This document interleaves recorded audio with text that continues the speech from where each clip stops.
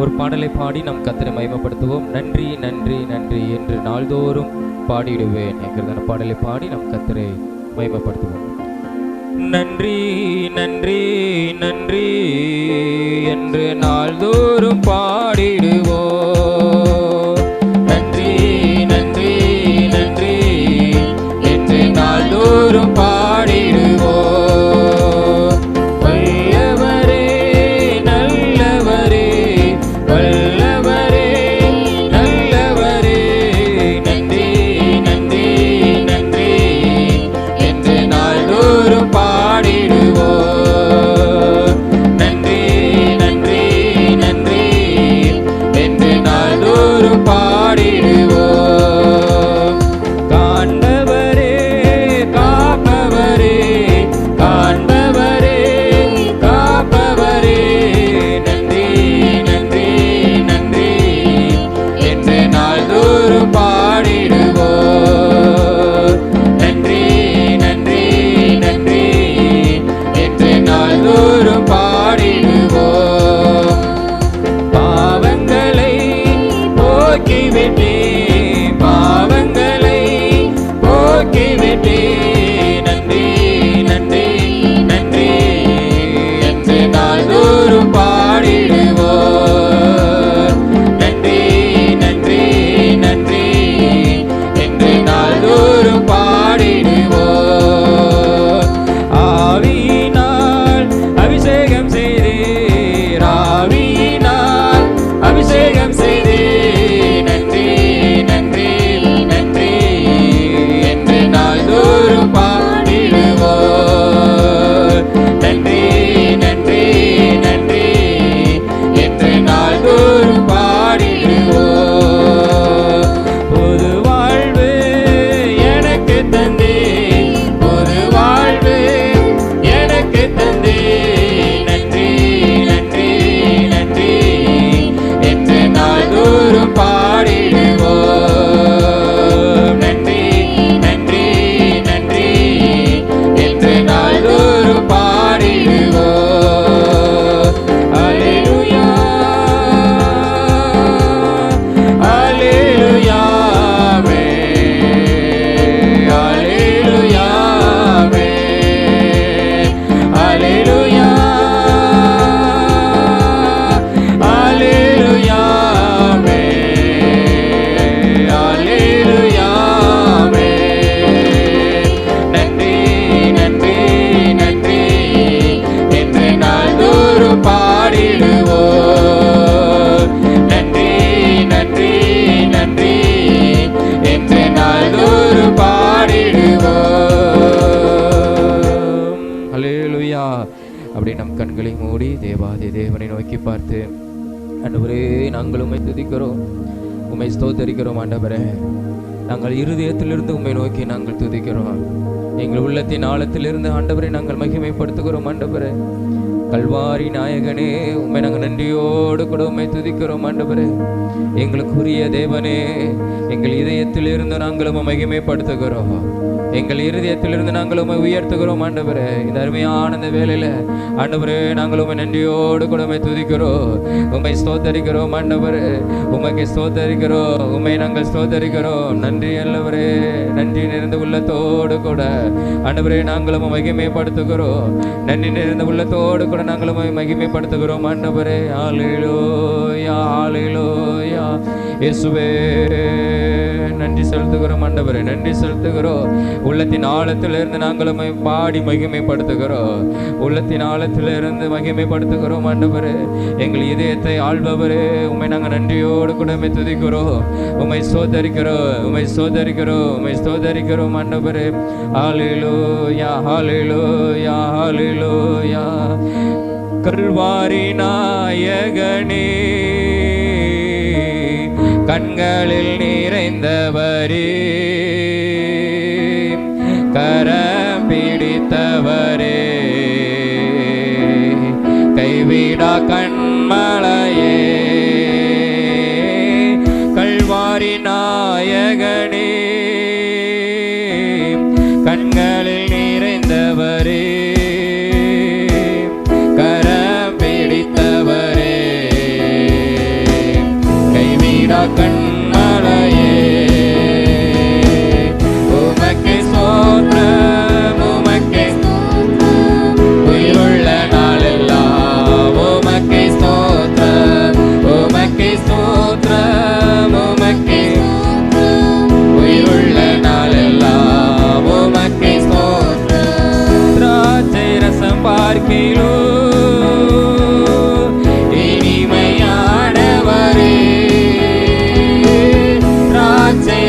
பார்க்கிறோம் இனிமையானவரே.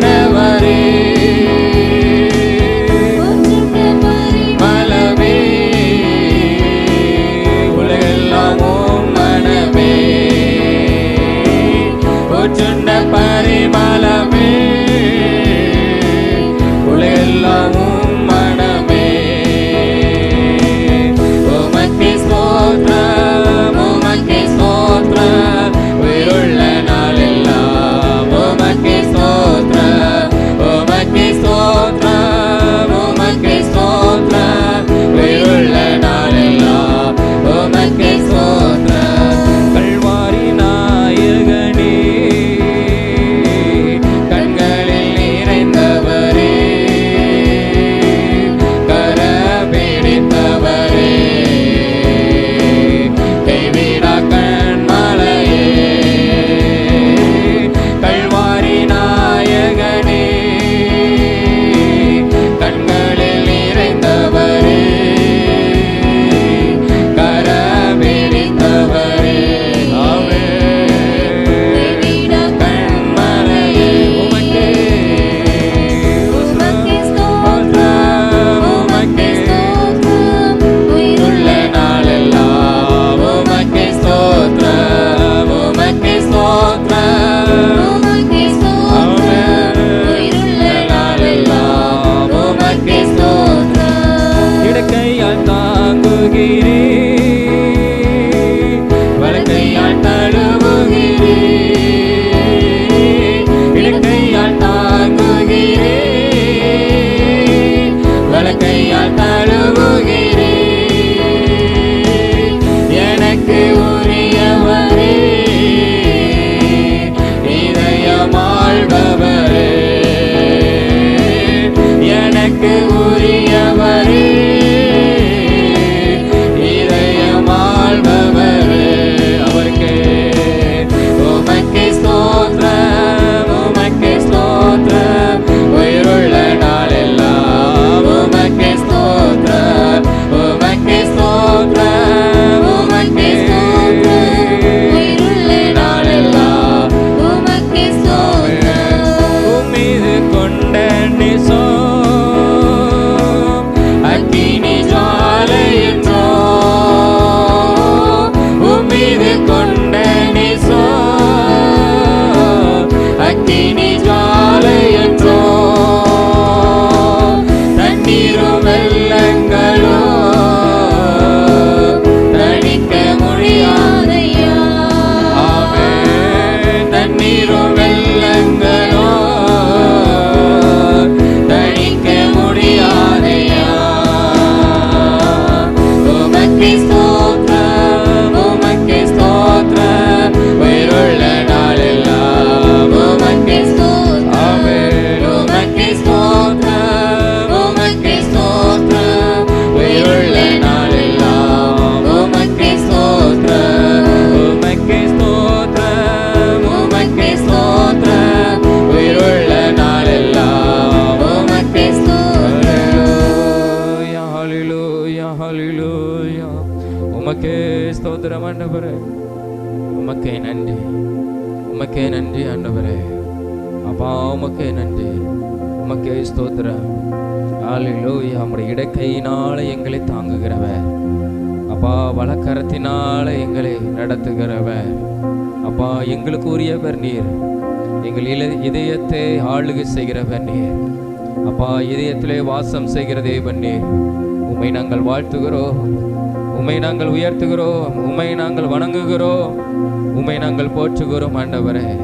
அப்பா உமக்கு ஸ்தோத்திரம். நீர் ஊற்றுண்ட பரிமள தைலம் அப்பா உமக்கு ஸ்தோத்திரம் ஆண்டவரே. திராட்சை ரசத்தை பார்க்கிலும் இனிமையானவர் நீர், மதுரமானவர் நீர், அன்புள்ளவர். அந்த தேவனை இருதயத்தின் ஆழத்திலிருந்து நன்றி செலுத்துகிறோம் ஆண்டவரே. உமக்கு நன்றி இயேசுவே, உமக்கு நன்றி இயேசுவே, உமக்கு நன்றி ஆண்டவரே. ஹல்லேலூயா ஹல்லேலூயா ஹல்லேலூயா ஹல்லேலூயா. முழு இதயத்தோடு உம்மை துதிப்பே, உன்னதமானவரே. உமதி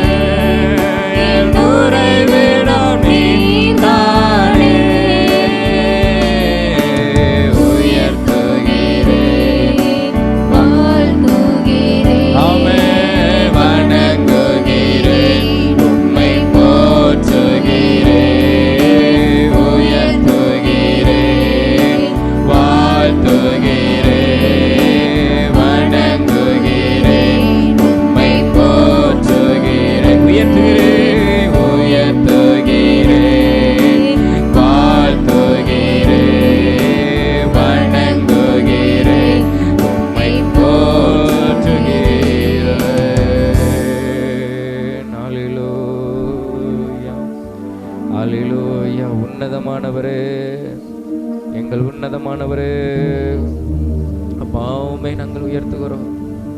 முழு இதயத்தோடு உம்மை ஆராதிக்கிறோம். முழு இதயத்தோடு உண்மையிலே நாங்கள் அன்பு கோருகிறோம்.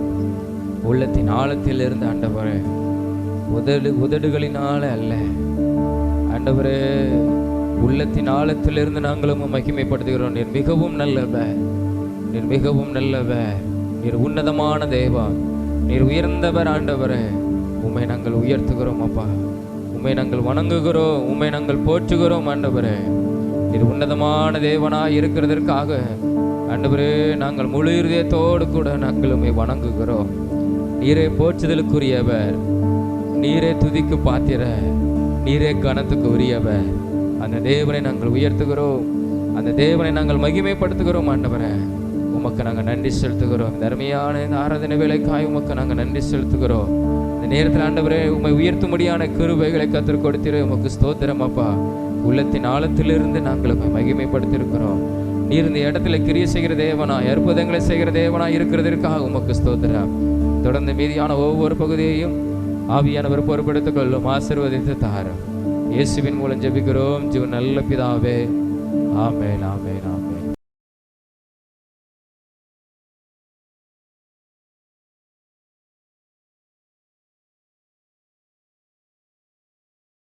நம்ம சிந்தையை சதறவிட வேண்டாம். கர்த்தர் நம்மோடு கூட பேசுவார், அவர் நம்மோடு கூட அவர் கிரியை செய்வார். சரி, 1 பேதுரு 3ஆம் அதிகாரம், 1 பேதுரு 3ஆம் அதிகாரம், அதில் 4வது வசனத்தை நாம் வாசிப்போம்.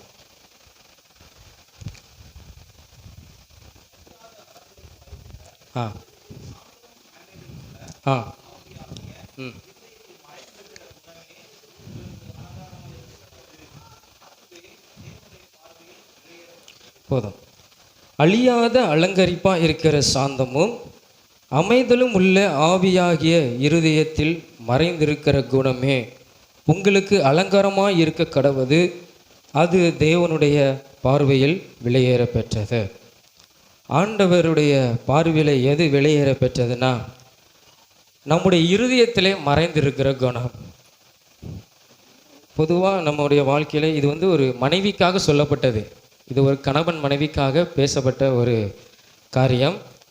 பொதுவாக ஆண்டவருடைய பார்வையில் நம்ம எல்லோரும் ஒரு மனவாட்டிகள் தான். அல்லேலூயா. அப்போ அவர் எதிர்பார்க்குற மாதிரி நம்முடைய இருதய குணங்கள் என்ன செய்யணும், இருக்கணும்னு சொல்லி நம்ம சில காரியங்களை நம்ம தியானிக்க போகிறோம். பொதுவாகவே ஒவ்வொரு மனிதனுக்கும் மிகவும் முக்கியமான ஒரு காரியம் என்னென்னா இருதயம். அதுதான் ஆண்டவருக்கும் மிகவும் முக்கியமான ஒரு காரியம். இப்போ சில நேரத்தில் இந்த ஆஸ்பத்திரியிலலாம் பார்த்தீங்கன்னா, இந்த பிரெயின் டெட் ஆகிட்டுனா அந்த இருதயம் 3 நாள் வரை உயிரோடு இருக்கும். அதுக்கப்புறம் தான் டாக்டர் சொல்லுவாங்க 3 நாள் கழித்து சொல்கிறோம், 3 நாள் கழித்து சொல்கிறோன்னு சொல்லுவாங்க.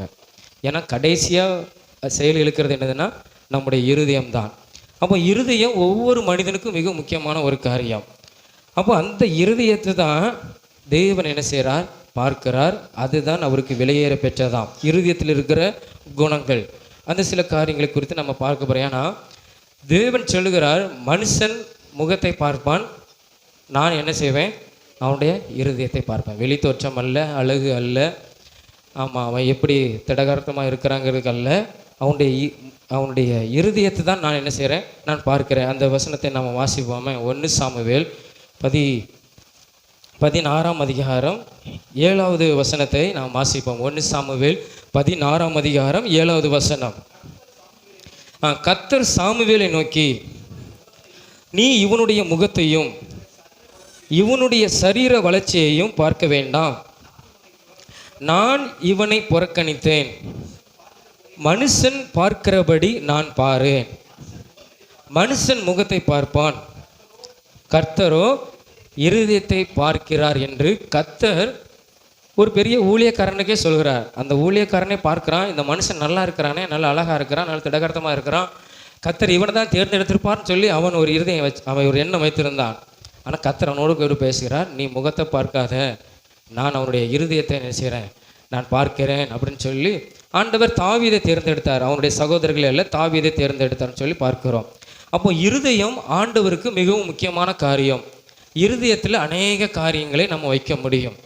அப்போ ஆண்டவர் அப்படிப்பட்ட இருதயத்தை தான் அவர் என்ன செய்கிறார், அவர் விரும்புகிறார், அதிலே வாசம் செய்ய விரும்புகிறார். அந்த குணத்தை தான் ஆண்டவர் அது வெளியேற பெற்றது என்று ஆண்டவர் சொல்லுகிறதை நாம் பார்க்கிறோம். ஒரு சில காரியங்களை உதாரணமாக நம்ம தியானிப்போம். முதலாவதாக நம்ம 2 நாளாகமம் முதலாவதாக ஒரு மனிதனை குறித்து பார்க்கிறோம். 2 நாளாகமம் 15ஆம் அதிகாரத்தில் 17வது வசனத்தை நாம் வாசிப்போம். முதலாவதாக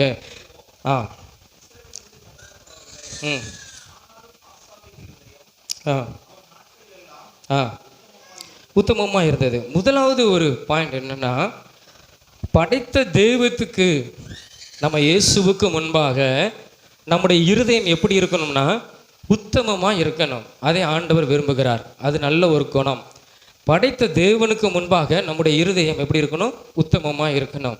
அதை தான் இந்த ஆசா வாழ்க்கையில நம்ம பார்க்கும்போது அந்த 2 நாளாகமும் 15ஆம் அதிகாரம் 17ஆம் வசனத்தில் ஆசாவின் இருதயம் அவன் நாட்களில் எல்லாம் உத்தமமாக இருந்தது. அதாவது அவன் உயிரோடு இருந்த நாளெல்லாம் அவன் இருதயம் கர்த்தருக்கு முன்பாக, மனுஷருக்கு முன்பாக அல்ல, கர்த்தருக்கு முன்பாக எப்படி இருந்ததுன்னா உண்மையுமாய் உத்தமமாய் இருந்ததுன்னு சொல்லி ஆண்டவர் அங்கே சாட்சி சொல்கிறதை நம்ம பார்க்கிறோம். பொதுவாக இந்த ஆசா வாழ்க்கை நம்ம எடுத்துக்கொண்டோமானால் இந்த 2 அதிகாரம் 14, 15 வாசிக்கலாம். அதில் என்னென்னா, அபியா அவனுடைய தகப்பன் இறந்த பிறகு இந்த ஆசா ராஜாவாகிறான். இந்த ஆசா ராஜாவான உடனே அவனுக்கு கர்த்தருக்கு பிரியமில்லாத காரியத்தெல்லாம் அவன் என்ன செய்கிறான்னா அகற்றுகிறான். ஆலயத்தில் இருக்கிற தேவையில்லாத காரியங்கள், தேவனை தவிர மற்றவர்களை கொண்டு வந்து வைத்து இருந்த காரியங்கள் எல்லாவற்றையும், பலிபீடங்கள், எல்லா தோப்புகள் எல்லாவற்றையும் என்ன செஞ்சான்னா அவன் அகற்றி விட்டான், அப்புறப்படுத்தினான். 2ஆம் வசனத்தில் இங்கே பார்க்கும்போது அவன் கர்த்தரின் பார்வைக்கு நன்மையும் செம்மையுமானதை அவன் செய்தான் சொல்லி வேதம் அவனை குறித்து சொல்லுகிறது. அப்படிப்பட்ட இந்த ஆசாவின் வாழ்க்கையில் ஆண்டவர் அவனுக்கு எப்படிப்பட்ட ஒரு வாழ்க்கை கொடுத்திருந்தார்னா, நல்ல ஒரு அமைதலான ஒரு வாழ்க்கையை அவனுக்கு கொடுத்திருந்தார். ஒரு யுத்தம் இல்லாத ஒரு காலத்தை அவனுக்கு கொடுத்திருந்தார். அதை அந்த ஆசா ராஜா பயன்படுத்தி கொள்கிறான். இப்போ நமக்கு யுத்தம் நடக்குது இல்லையா? ஈரான், இஸ்ரேல், அமெரிக்கா, அந்த யுத்தம் நடக்குது. இப்போ அந்த யுத்தத்தில் சில நாடுகள் பாதிக்கப்படுகிறதுனால இப்போதைக்கு அந்த ஜனங்கள் வேலை செய்யாமல் என்ன செய்கிறாங்க, லாக்டவுன் இருந்த மாதிரி இருக்கிறாங்க. அப்போது யுத்தம் நடக்கும்போது ஒரு வேலையும் நம்ம செய்ய முடியாது. ஆனால் இந்த ஆசா ராஜா தேவ நல்ல சமாதானத்தை கொடுத்துருக்கிறார். அதனால நம்ம என்ன செய்யலாம், நம்முடைய பட்டணத்தை கட்டி நல்லா பலப்படுத்துவோம், நல்லா அலங்கங்களை கட்டுவோம், வாசல்களை கட்டுவோம், நம்ம கதவுகளை போடுவோம் அப்படின்னு சொல்லி அவன் ஒருமுகப்படுத்தி அநேக காரியங்களை செய்கிறான். செய்து முடித்த உடனே அங்கே என்ன செய்யுது, ஆசாவுக்கு விரோதமாக அங்கே எத்தியோப்பியா அப்படிங்கிற ஒரு தேசத்தில் இருந்து ஒரு மனிதன் 10 லட்சம் பேரோடு வரான். அவனோடு கூட யுத்தம் பண்ண வரான். ஆசா தன்னுடைய ஜனங்களை கூட்டி கொண்டு போகிறான். அவன்கிட்ட இருந்தது வெறும் 5,80,000 ஜனங்கள் தான், போர் வீரர்கள் தான், பராக்கிரமசாலிகள் தான். அந்த ஜனங்களை வைத்துக்கொண்டு அவன் முதலாவது கர்த்தரை நோக்கி பார்த்து சொல்கிறான், ஆண்டவரே, இது எங்களால் முடியாது, எங்களுடைய பலம் அல்ல, அது நீங்கள் தான் எங்களுக்கு உதவி செய்யணும். பலம் உள்ளவனுக்காயிலும் பலனற்றவனுக்காயிலும் உதவி செய்வது உமக்கு லேசான காரியம் அப்படின்னு சொல்லி அவன் யுத்தத்துக்கு முன்பாய் ஒரு சின்ன ஜெபம் தான் பண்ணினான். கர்த்தர் அதை கேட்டு அவனுக்கு அந்த யுத்தத்தில் ஒரு ஜெயத்தை கொடுக்கிறார். அவனுக்கு முன்பாகவும் யூத ஜனங்களுக்கு முன்பாகவும் அங்கே சில ஜனங்களுக்கு முன்பாகவும் கர்த்தருக்கு முன்பாகவும் அவங்க என்ன செய்கிறாங்க, முறிந்து போகிறாங்க, எத்தியோப்பியா ஜனங்கள் அப்படின்னு சொல்லி வேதத்தில் பார்க்கிறோம். நல்ல ஜெயம் எடுத்துக்கொண்டு அநேக ஆசீர்வாதங்களை சுதந்திரத்து கொண்டு அவன் எங்கே வருகிறான்னா எருசலேமுக்கு இந்த ஆசை கடந்து வரான். அவன் கடந்து வரும்போது பொதுவாக என்ன இருக்கும், நல்ல ஒரு யுத்தத்தில் ஆண்டவர் ஜெயம் கொடுத்துட்டாருன்னா ஒரு களிப்போடு கூட ஒரு மகிழ்ச்சியோடு கூட கடந்து வருவாங்க. இப்படி தான் இந்த ஆசாப்பு கடந்து வரும்போது அவன் 15ஆம் அதிகாரம் 1ஆம் வசனத்தில் சொல்கிறது, அவன் உள்ளே வந்த உடனே பரிசுத்த ஆவியானவர் அங்கே ஓதேத்தின் குமாரனாகிய அசரியாவின் மேல் இறங்கி அவன் தீர்க்க தரிசனம் சொல்லுகிறான். என்ன சொல்லுகிறான் தெரியுமா, கர்த்தர் உனக்கு ஜெயம் கொடுத்துட்டாரு, அதனால இனி நீ என்ன செஞ்சிடக்கூடாது, ஆமாம் கர்த்தரை விட்டு பின்வாங்கிடக்கூடாது. நீ கர்த்தரோடு இருந்தால் கர்த்தர் உன்னோடு கூட இருப்பார். நீ அவரை விட்டு ஆனால் அவர் உன்னையும் என்ன செஞ்சிருவார், ஜனத்தையும் விட்டு விடுவார். அதாவது ஆசை கர்த்தரோடு கூட இருந்த மனுஷன், கர்த்தருடைய உதவி நாடி ஜெயம் பெற்ற மனுஷன். ஜெயம் எடுத்த பிறகு அங்கே தீர்க்க தரிசனமான வார்த்தை வருகிறது. ஆண்டவர் அவனோடு கூட பேசுகிறார். என்ன பேசுகிறார்னா, மனிதன் மூலமாய், நீ கர்த்தரோடு இருந்தால் கர்த்தர் உன்னோடு கூட இருப்பார், நீ அவரை விட்டுட்டினா அவர் உன்னை என்ன கைவிட்டு விடுவார். பொதுவாகவே நம்ம ஆசீர்வாதங்களை அநேக பெற்றுக்கொண்டோமானால் சில நேரத்தில் நம்ம கத்தரை விட்டுறதோம் இல்லையா? நம்ம இருதயத்திலிருந்து தானே நம்ம பார்க்கணும். எனக்கு தெரியாது நீங்கள் எப்படி இருக்கீங்கிறது, நான் எப்படி இருக்கிறேங்கிறது உங்களுக்கு தெரியாது, என்னுடைய இருதயம் தெரியாது. ஆனால் நம்ம படைத்த தெய்வம் இயேசு கிறிஸ்துவின் அவர் நம்ம இருதயத்தை என்ன செய்கிறார்? அவர் பார்க்கிறார் இல்லையா? அவர் பார்க்கிறார். அவர் எங்கிருந்தே பார்க்கிறார்?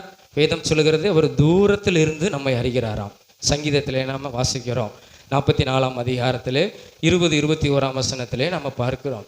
அவர் தூரத்திலிருந்து நம்ம இருதயத்தை பார்க்கிறார், அவர் அறிந்திருக்கிறார். அப்போ இந்த ஆசாக்கு கர்த்தருடைய வார்த்தை கிடைத்த உடனே இந்த ஆசை என்ன பண்ணான் தெரியுமா? உடனே ஆண்டவருக்கு முன்பாக அவன் என்ன செய்கிறான்? அவன் திடன் கொண்டு ஆண்டவருக்கு முன்பாக சில வார்த்தைகளை, அந்த தீர்க்கதரிசன வார்த்தைகளை கேட்ட உடனே அவன் என்ன செய்கிறான்னா, கர்த்தருக்கு பலிபீடத்தெல்லாம் புதுப்பித்து கட்டி அநேக பலிகளை கர்த்தருக்காக செலுத்தி அவன் என்ன செஞ்சான்? கர்த்தரை அவன் மகிமைப்படுத்தினான் அப்படின்னு சொல்லி வேதம் நம்மளுக்கு என்ன செய்கிறது? நமக்கு சொல்கிறது. சிறியோர் அந்த 15ஆம் அதிகாரம் அந்த 13ஆம் வசனத்தில் சிறியோர், பெரியோர், ஸ்திரீகள், புருஷர்கள் எல்லாரும் கர்த்தரை என்ன செஞ்சாங்க? தேடுவதற்கு ஒருமுகப்பட்டார்கள்.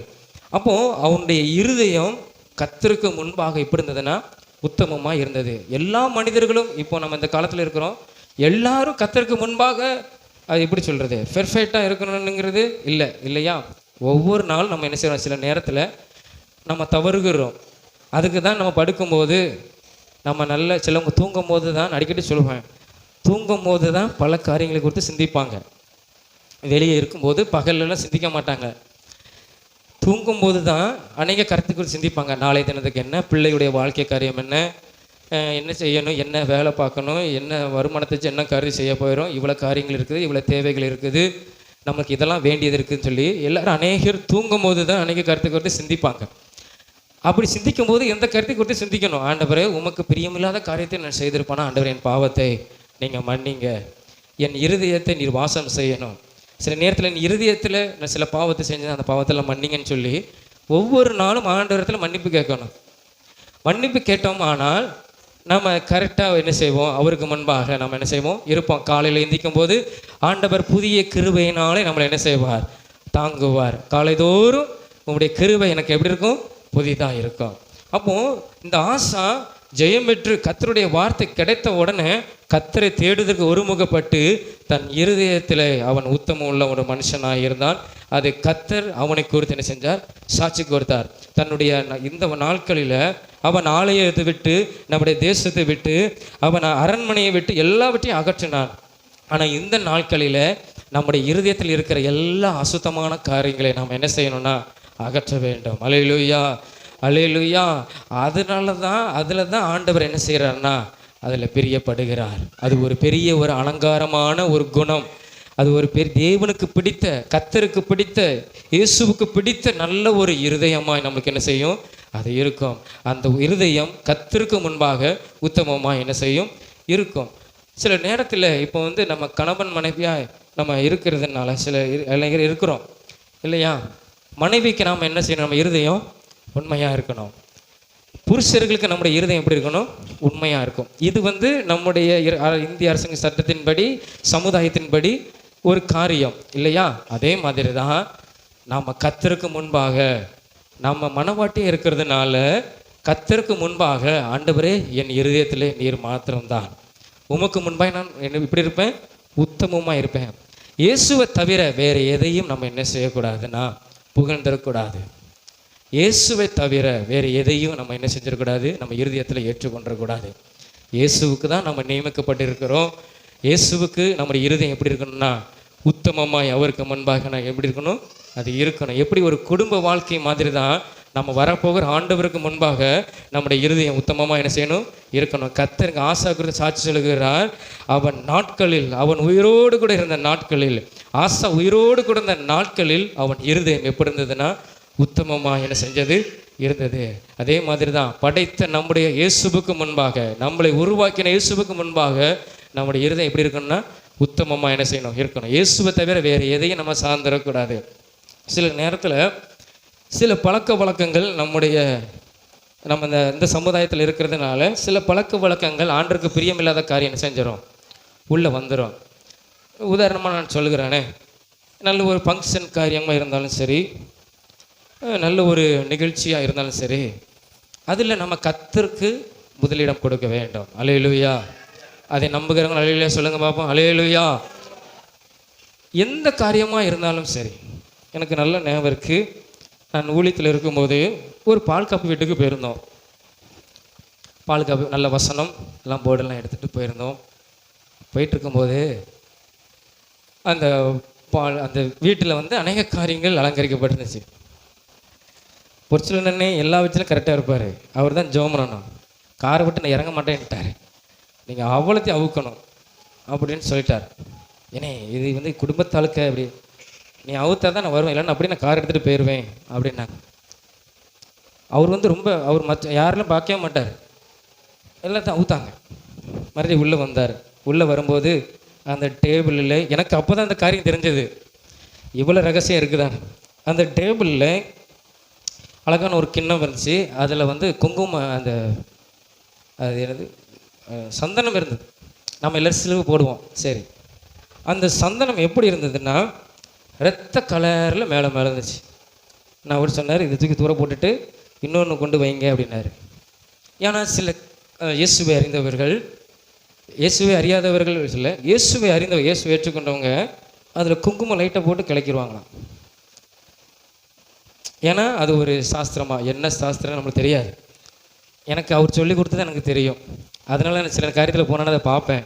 ரத்த கலங்கின மாதிரி இருந்துச்சுன்னா, கண்கள் மாதிரி இருந்ததுன்னா நினச்சிக்கிடுவேன், சரி குங்குமம் இருக்கு போல இருக்கு அப்படின்ட்டு. சிலர் தாம்பூல தட்டிலையும் நான் என்ன செய்வேன், பார்ப்பேன். அநேக காரியங்கள் இருக்கும். அப்போது ஃபஸ்ட்டு தேவன் தான். அது கல்யாண வீடாக இருந்தாலும் சரி, பிறந்தநாள் வீடாக இருந்தாலும் சரி, பால் காப்பு இருந்தாலும் சரி, நம்முடைய இருதயம் ஆண்டவருக்கு உண்மை உத்தமமாக இருக்கணும். அல்லேலூயா.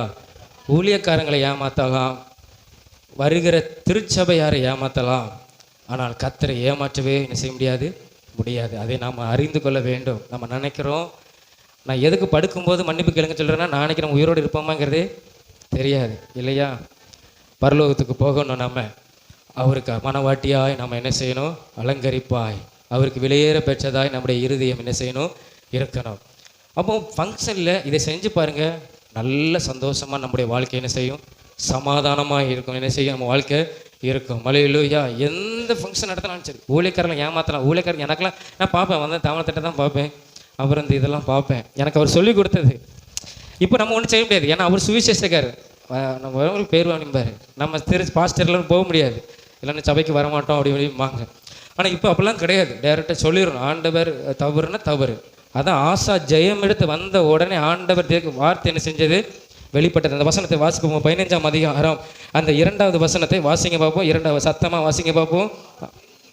அவன் வெளியே ஆசாவுக்கு எதிர்கொண்டு போய் அவனை நோக்கி, ஆசாவே, யூதா பெஞ்சமின் கோத்திரங்களின் சகல மனுஷரே கேளுங்கள், நீங்கள் கர்த்தரோடு இருந்தால் அவர் உங்களோடு இருப்பார், நீங்கள் அவரை தேடினால் உங்களுக்கு வெளிப்படுவார், அவர்களை விட்டீர்களே ஆனால் அவர் உங்களை, ஆமாம், கர்த்தர் ஊழியக்காரர் மாதிரிலாம் இருக்க மாட்டார். அவர் பெயருவார். வீட்டு வாசல்படி கூட ஆண்டவர் மிதிக்க மாட்டார். முதலாவது கர்த்தருக்கு நாம் என்ன செய்யணும், மகிமைப்படுத்தணும். ஆண்டவர் எந்த காரியம் நடந்தாலும் முதலாவது கர்த்தர் இடத்துல சொல்லணும், ஆண்டவரே இந்த ஃபங்க்ஷன் வச்சுருக்கிறேன், நீங்கள் ஆசீர்வதிக்கணும், நீர் வந்து ஆசீர்வதிக்கணும். பாடல் மட்டும் பாடுகிறோம், நீர் வந்தால். நம்ம கர்த்தருக்கு மகிமை கொடுக்காமல் இருந்தோமானால் அந்த மகிமை நம்மளுக்கு என்ன செய்யாது, வீட்டிலே குடும்பத்திலே அந்த ஃபங்க்ஷனில் என்ன செய்யாது, இருக்காது. அநேக ஃபங்க்ஷனில் ஜெபமே இல்லாமல் நடந்திருக்கிறது. ஆமாம், நான் அறிந்து பார்த்துங்க, ஜெபமே இல்லாமல் நடந்திருக்கிறது. சாப்பாடு மட்டும் போட்டு நடத்தி விட்டுருக்குறாங்க. ஆனால் இல்லை, கர்த்தருக்கு முன்பாய் நம்ம என்ன செய்யணும், உத்தமமாக இருக்கணும். கர்த்தர் தான் ஃபஸ்ட்டு. வேறு எதுவும் நம்ம என்ன செய்யக்கூடாது, இடம் கொடுக்கவே கூடாது. ஏன்னா அதிகாரத்தை நீ வீட்டில் போய் வாசிங்க, நான் வெளிப்படையாக சொல்ல முடியாது. ஆசை எதெல்லாம் அகற்றினான், கர்த்தர் தான். தேவரீர் தேவரீர் தேவரீர். ஒரு வசனம் சொல்லுகிறார் ஜெபம் பண்ணும்போது, ஆண்டவரே உமக்கு முன்பாய் ஒரு மனுஷன் என்ன செய்யக்கூடாது, மேற்கொள்ளாது. நான் உம்முடைய பிள்ளை, நீர் என்னோடு கூட இருக்கிறீர், உமக்கு முன்பாய் ஒரு மனுஷன் என்ன செய்யக்கூடாது, மேற்கொள்ளக்கூடாதுன்னு சொல்லி தான் ஜெபம் பண்ண. கர்த்தர் ஆண்டவர் அவனுக்கு முன்பாகவும் கர்த்தருக்கு முன்பாகவும் அந்த சத்துருவை வெல்ல பண்ணினார். அல்லேலூயா. அவன் இருதயம் கர்த்தருக்கு முன்பாக எப்படி இருந்தது, உத்தமமாக இருந்தது. முதலாவது, நம்ம படைத்த இயேசுவுக்கு முன்பாய் நம்முடைய இருதயம் எப்படி இருக்கு தெரியுமா, உண்மையாய் உத்தமமாக இருக்கணும். அவர் அதை என்ன செய்கிறார், அவர் பார்க்கிறார். சரி, இரண்டாவது ஒரு காரியம், நம்முடைய இருதயம் ஒரு பொக்கிஷம் சொல்லி வேதம் சொல்கிறது. லூக்கா 6ஆம் அதிகாரம் 45வது வசனத்தை நாம் வாசிப்போம். லூக்கா 6ஆம் அதிகாரம் 45ஆம் வசனத்தை நாம் வாசிப்போம். நல்ல மனுஷன் தன் இருதயமாகிய நல்ல பொக்கிஷத்தில் இருந்து நல்லதை எடுத்து காட்டுகிறான். பொல்லாத மனுஷன் தன் இருதயமாகிய பொல்லாத பொக்கிஷத்தில் இருந்து பொல்லாததை எடுத்து காட்டுகிறான். இருதயத்தின் நிறைவினால் அவன் வாய் பேசும். சிலர் கோபத்தில் பேசுவாங்க இல்லையா, சிலர் கோபத்தில், அது நமக்கு தெரியும் இவங்க கோபத்தில் சொல்கிறாங்க, ஒரு டென்ஷனில் சொல்கிறாங்க. சில வேதம் நீதிமொழிகள்லாம் வாஸ்தவமானால் சிலருடைய வார்த்தை என்ன செய்யுமா, தைக்கும் வேதம் சொல்கிறது. அதை நம்ம அறிந்து கொள்ளணும். இங்கே அதாவது நம்முடைய இருதயம் இரண்டாவது என்னென்னா ஒரு பொக்கிஷம். அநேக காரியங்களை சேர்த்து வைக்கலாம் இல்லையா. இப்போ ஒரு ஃபோன் இருக்குன்னா அதில் நம்ம கேட்போம் எவ்வளோ ஸ்டோரேஜ் அதில் இருக்கும், நான் எவ்வளோ காரியங்களை சேர்த்து வைக்க முடியும் அப்படின்னு நம்ம பார்க்குறோம் ஒரு ஃபோனில்.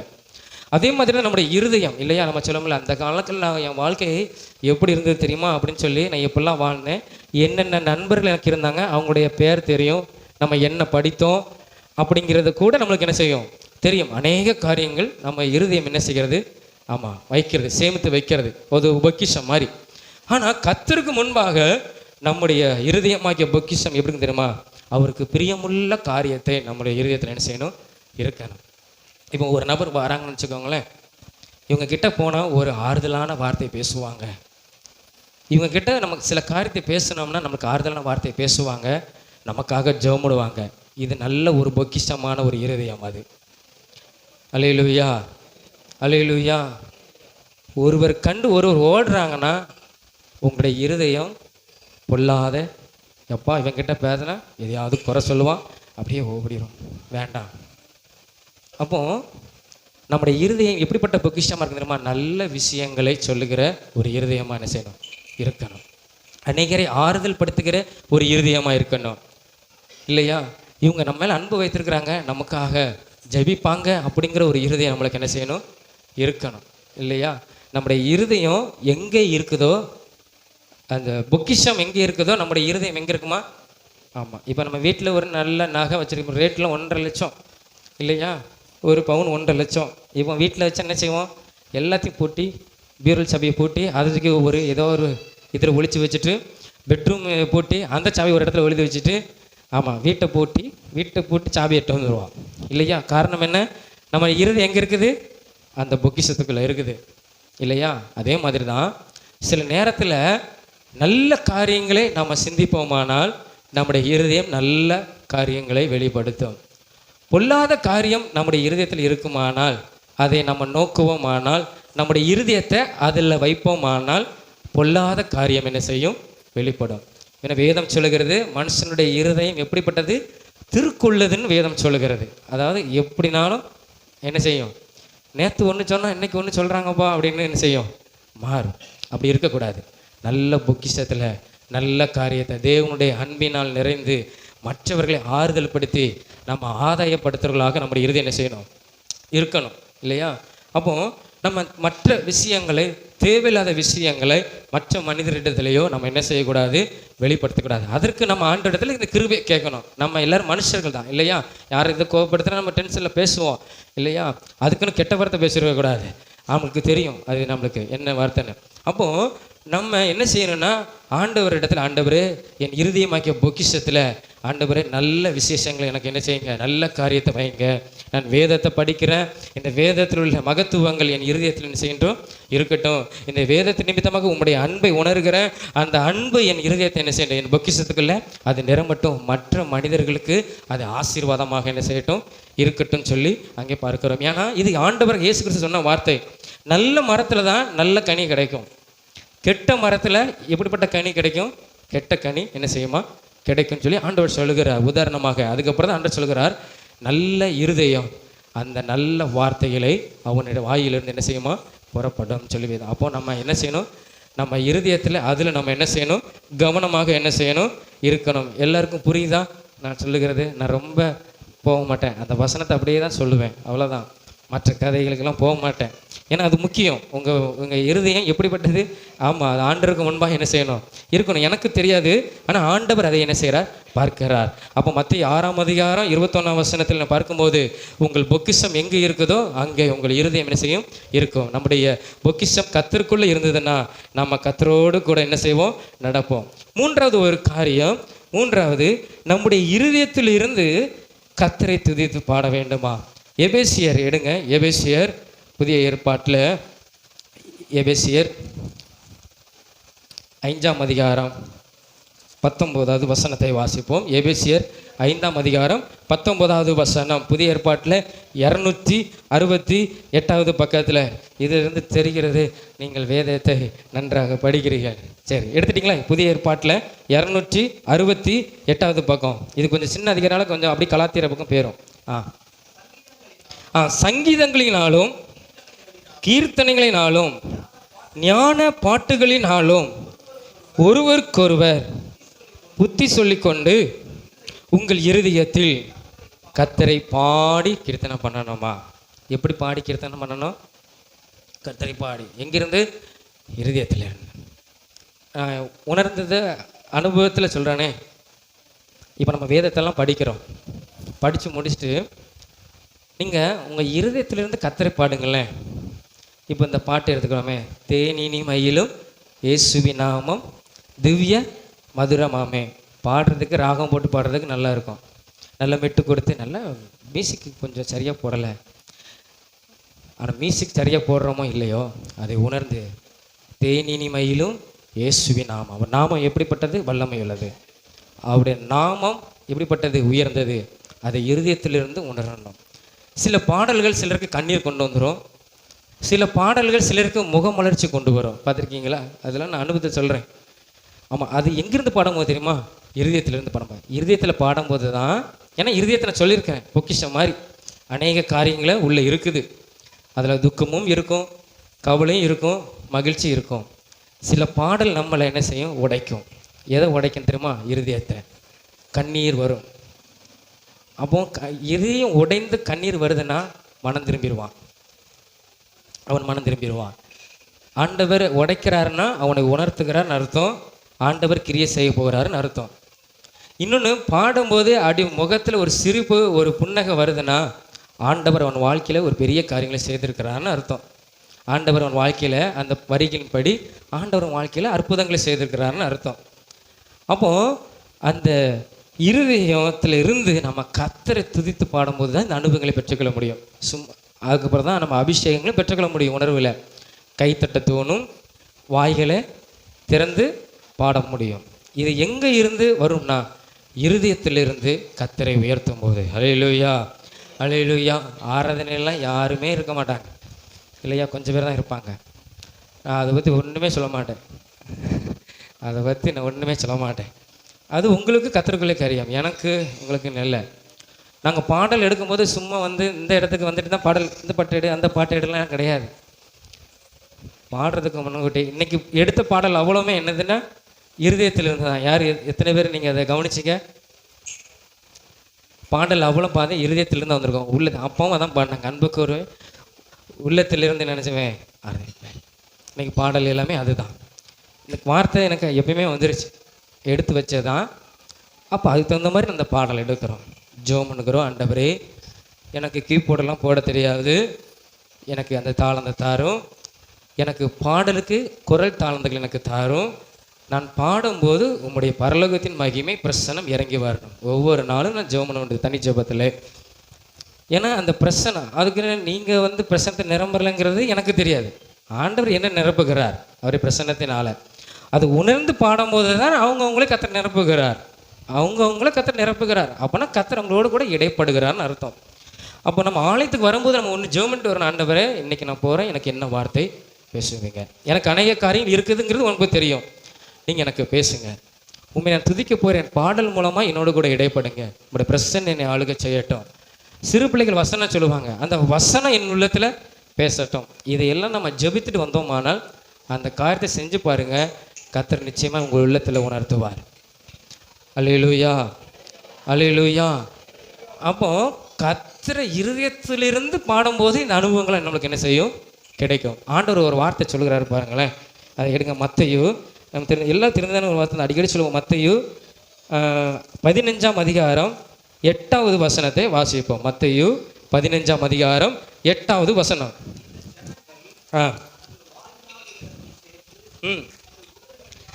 தன் உதடுகளினால் என்னை கனம் பண்ணுகிறார்கள், அவர்கள் இருதயமோ எனக்கு தூரமா என்ன செய்து இருக்குதுன்னு யார் சொன்னா தெரியுமா? கர்த்தரே சொன்னார். இயேசு கிறிஸ்து சொன்ன வார்த்தை இது. யாரை குறித்து சொன்னார்? இயேசுவை அறியாத குறித்து சொல்லலை. மாயக்காரரே, அங்கே முதல் வசனத்தில் கூட வேத பார்க்கிறே, பரிசேயரே அப்படின்னு ஆண்டவர் சொல்லுகிறார். கிறிஸ்தவர்களை பார்த்து இவங்க உயர் பதவியில் இருந்தவங்க, வேதத்தை வாசித்தவங்க, வேதத்தின்படி நடக்கிறவங்க, ஆமாம் சட்ட திட்டங்களுக்கு கீழ்ப்படிந்து நடக்கிற கூட்டத்தை பார்த்து சொல்லுகிறார், நீங்கள் என்னை என்ன செய்யலை, உள்ளத்திலிருந்து என்னை ஆராதிக்கலை. அதுதான் தங்கள் வாயினால் என்னிடத்தில் சேருகிறார்கள். வாயிலிருந்து வார்த்தை வருது, உதடிலிருந்தினால் என்னை என்ன செய்கிறாங்க, கனம் பண்ணுகிறாங்க. ஆண்டவர் எதை விரும்புகிறான்னா, உள்ளத்திலிருந்து அவரை நம்ம கனம் பண்ணணுமா, உள்ளத்திலிருந்து அவரை மகிமைப்படுத்துறது தான் ஆண்டவர் என்ன செய்கிறார், அவர் விரும்புகிறார். அல்லேலூயா. தூக்கம் வருதோ, நம்ம எல்லாம் தான் பேசுவேன் இல்லையா? நல்ல கவனிங்க, கர்த்தர் உங்களுக்கு உதவி செய்வார். சரி, அப்போ இருதயத்தில் இருந்து நம்ம கர்த்தரை மகிமைப்படுத்தி கொண்டே இருக்கும்போது ஆண்டவருடைய வல்லமை நமக்கு என்ன செய்ய நேரமா. போன வாரம் நான் பிரசங்கம் வழிமத்தில் எடுத்தேன், ஆராதனையில் சொன்னேன். 2 நாளாகமும் 20ஆம் அதிகாரத்தில் யோசபாத்து குறித்து நான் உங்களுக்கு சொன்னேன். அந்த யோசபாத்து யுத்தத்துக்கு போகும்போது முன்னால் அவன் துதிக்கிற வீரர்களை நிப்பாட்டுகிறான். அவங்க துதிக்க உடனே ஆண்டவர், இவங்க போய் யுத்தம் பண்ணலை, ஆண்டவர் அங்கே யுத்தம் பண்ணி கிரியை செய்ய ஆரம்பிச்சு ஒன்றும் இல்லாமல் இவங்க வந்து, அது ஒரு வசனம் உண்டு, வாசிங்களேன். 2 நாளாகமும் 20ஆம் அதிகாரம் தான் நினைக்கிறேன், யோசபாத்தின் காரியம். அது மிகவும் என்னை ஒரு நல்ல ஒரு வார்த்தை, அருமையான ஒரு வார்த்தை. 20ஆம் அதிகாரம் நினைக்கிறேன். அந்த எத்தனை வசனங்கிறத சொல்லிருங்க. 20 22 22 அந்த வசனத்தை முதல் வாசிங்க, அப்புறம் வா. அவர்கள் பாடி துதி செய்ய தொடங்கின போது யூதாவுக்கு விரோதமாய் வந்து பதிவிருந்த அம்மோன் புத்திரரையும் மோவாபியரையும் சேயீர் மலை தேசத்தாரையும் ஒருவருக்கு விரோதமாய் ஒருவரை கர்த்தர் அவர்களுக்குள்ளே எழும்பல பண்ணியதனால் அவர்கள் வெட்டுண்டு போனார்கள். அங்கே ஒரு வசனம் உண்டு, அவர்கள் அது 24ஆம் வசனம், அந்த வசனத்தை வாசிங்க. 24. யூதா மனுஷர் வனாந்திரத்தில் உள்ள சாம கூட்டண்டையிலே வந்து, போதும், அந்த ஏராளமான கூட்டம் இருக்கும் திக்கை நோக்குகிற போது அப்படின்னு வேதம் சொல்லுகிறது. அதாவது துதிச்சுட்டு வராங்க, அங்கே என்ன நடந்ததுன்னு தெரியல, வந்தாச்சு, வந்து அந்த ஏராளமான கூட்டம் இருக்கிற இடத்த நோக்கி பார்க்கும்போது ஒருத்தரும் இல்லை. கர்த்தர் எவ்வளோ நல்லவர் பார்த்தீங்களா? அல்லேலூயா, அல்லேலூயா. 3 கூட்டம் யோசபாத்துக்கு விரோதமாக வந்தது. யோசபாத்து கதறி, ஆமாம், அழுகுறான், ஆண்டவரே எங்களுக்கு இறங்குமாப்பா, எங்கள் தேவனே அப்படின்னு. ஆண்டவர் ஜெபத்தை கேட்டு இவங்க வாராங்க, துதிச்சு கொண்டே வாராங்க. அந்த இடத்த நோக்கும்போது அவங்களுக்கு விரோதமாக வந்த ஒரு மனிதனும் இல்லை. 3 நாட்கள் கொள்ளையடித்தார்களாம். 4வது நாளிலே பெரக்காவிலே கூடி கர்த்தருக்கு நன்றி செலுத்தினார்கள் வேதம் சொல்கிறது. நோக்குகிற போது, அப்போ இருதயத்திலிருந்து நம்ம துதிக்கும் போது, நம்ம இங்கேருந்து கிளம்பும் போதே ஆண்டவர் எல்லாவற்றையும் சரி பண்ணிடுவார். அல்லேலூயா, அல்லேலூயா, அல்லேலூயா. நமக்கு விரோதமாய் வந்ததை நம்ம துதித்து அவரை மகிமைப்படுத்தும் போது, எங்கிருந்து மகிமைப்படுத்தும் போது, இருதயத்திலிருந்து கர்த்தரை மகிமைப்படுத்தும் போது ஆண்டவர் வாழ்க்கையில் கிரியை செய்ய ஆரம்பித்துருவார். அல்லேலூயா. இதை நம்ம உணரணும், இதை நம்ம பெற்றுக்கொள்ளணும். அடுத்த வாரத்திலிருந்து நீங்கள் இருதயத்திலிருந்து துதிச்சு பாருங்கள், மகிமைப்படுத்தி பாருங்கள். கொட்டு அடித்து, ஆமாம், அபிஷேகத்தை ஏற்றணும் அவசியம் இல்லை. மெல்ல நின்று பாடினாலே போதும், இருந்த பாடினாலே போதும், கர்த்தர் நம்மோடு கூட நம்ம வாழ்க்கையில் அவர் மகிமைப்படுகிற தேவனாக இருப்பார். அல்லேலூயா. அதுதான் துதிய நாடு, துதிய நாடை அணிந்து துயரமெல்லாம் மறந்து துதித்து, ஆமாம், துயரத்தை மறந்து துதித்து மகிழ்ந்திருப்பேன் இல்லையா? அப்போ கர்த்தருக்குள்ளே நான் மனமகிழ்ச்சியாய் இருப்பேன். அந்த அனுபவத்தை கர்த்தர் நம்மளுக்கு தருவார். அல்லேலூயா. கர்த்தர் இந்த வார்த்தையின்படி அவர் உங்களை ஆசீர்வதிப்பார். கடைசியாக இதுதான் மிகவும் முக்கியமான ஒரு காரியம். எல்லாமே முக்கியமான காரியங்கள், அநேக காரியங்கள் இருக்குது. ஆனால் இது ஒரு முக்கியமான ஒரு காரியம். நீதிமொழிகள் 23ஆம் அதிகாரம் 26வது வசனத்தை வாசிப்போம். நீதிமொழிகள் 23ஆம் அதிகாரம் 26வது வசனம். என் மகனே, உன் இருதயத்தை எனக்கு தா. என் மகனே, உன் இருதயத்தை எனக்கு தா. பொதுவாக நம்ம எல்லாரும் வாலிப பசங்களுக்காக இந்த வார்த்தை சொல்லுவோம், நீ இயேசுவை தேடு, கர்த்தரை தேடுன்னு சொல்லுவோம். நம்ம பொதுவாக இதை எடுத்துக்கொள்ளணும். நம்முடைய இருதயத்தை நம்ம யாருக்கு கொடுக்கணும்னா கர்த்தருக்கு கொடுக்கணும். நம்மளை படைத்த தேவனுக்கு நம்முடைய இருதயத்தை என்ன செய்யணுமா?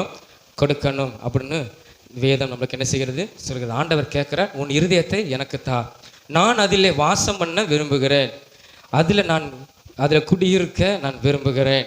சில நேரத்தில் இந்த அதிகாரத்தை நம்ம வாசிக்கும் போது அநேக காரியங்கள் இருக்கிறது, பாவமான அநேக காரியங்கள் இருக்குது, நீ தப்பித்து கொள்ளணும் அப்படின்னு சொல்லி அந்த 27ஆம் வசனத்திலிருந்து நம்ம வாசிக்கிறோம் 35ஆம் வசனம் வரை.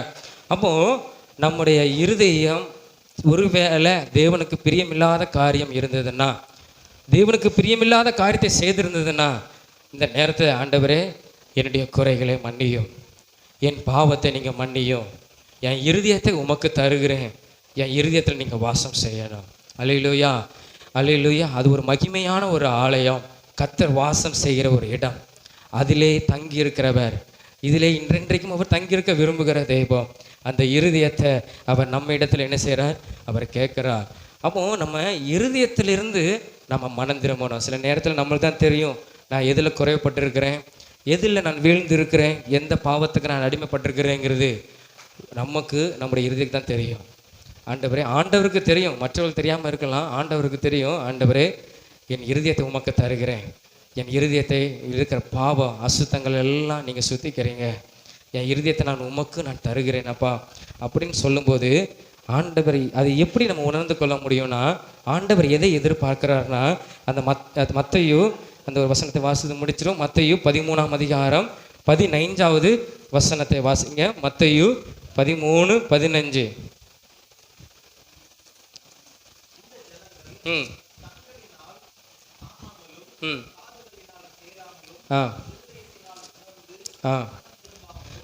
இருதயத்தினால் உணர்ந்து மனம் திரும்பணுமா? கர்த்தருக்கு நம்ம இருதயத்தை கொடுக்கும்போது இருதயத்தில் உணர்ந்து அதை நம்ம கர்த்தருக்கு ஒப்பு கொடுக்கணும். அதான் தாவீது சொல்கிற 51ஆம் சங்கீதத்திலே, நொறுங்குண்ட இருதயத்தை நீர் புறக்கணிக்க மாட்டீர். ஏன்னா அந்த நான் வாலிபிள்ளைகள் அடிக்கடி சொல்லுவேன், நீங்கள் தினமும் 51ஆம் சங்கீதத்தை வாசிங்கன்னு சொல்லி. ஏன்னா தாவீது பாவத்தில் விழுந்து அவன் கர்த்தரிடத்தில் சொன்ன ஒரு வார்த்தை, அவன் பெரிய ஒரு மனுஷன், ராஜா இல்லையா? இப்போ அந்த நாட்கள் மாதிரி இந்த நாட்கள் இருந்துச்சுன்னா நீங்கள் நினச்சி பாருங்களேன், அந்த நாட்கள் மாதிரி அதே நியாயப்பிரமாணத்தை கை கொண்டோமானால் ஒரு பாவத்துக்கு ஒரு ஆடு நினச்சிக்கோங்களேன், நம்மளுக்கு மந்தையே காணாது இல்லையா? ஆமாம், பெரிய கொட்டாரங்கள் போட்டு ஆடை வளர்க்கணும் அதுக்காக. ஏன்னா ஆசிரியருக்கு முன்பாக ஆட்டை கொண்டு போய் அதை என்ன செய்யணும், சிரசின் மேலே அது தலையின் மேலே கையை வைத்து நான் செய்த பாவத்தை நான் என்ன செய்யணும் சொல்லணும். நான் சொல்லும்போது லேவியரும் கேட்பான், ஆசாரியரும் கேட்பான் நம்ம செஞ்ச பாவத்தை. அப்புறம் அதை பலி செலுத்தி அதனுடைய இரத்தத்தை எடுத்து பலிபீடத்தின் கொம்புகளிலே தெளிப்பார்கள், ஊற்றுவார்கள். அப்போ தான் நம்முடைய பாவம் நிவர்த்தி ஆகும். அதுக்கப்புறம் 7 நாளும் நம்ம என்ன செய்யணும்? ஆமாம், சுத்திகரிக்கணும். அதுக்கப்புறம் தான் ஆலயத்துக்குள்ளேயும் வர முடியும், கூடாரத்துக்குள்ளேயும் போக முடியும். பாவம் செய்த அதே காரியம் இருந்ததுன்னா என்ன நிலைமை நினச்சி பாவம். ஆனால் ஆண்டவர் இயேசு கிறிஸ்து அன்பு இல்லவர். அல்லேலூயா.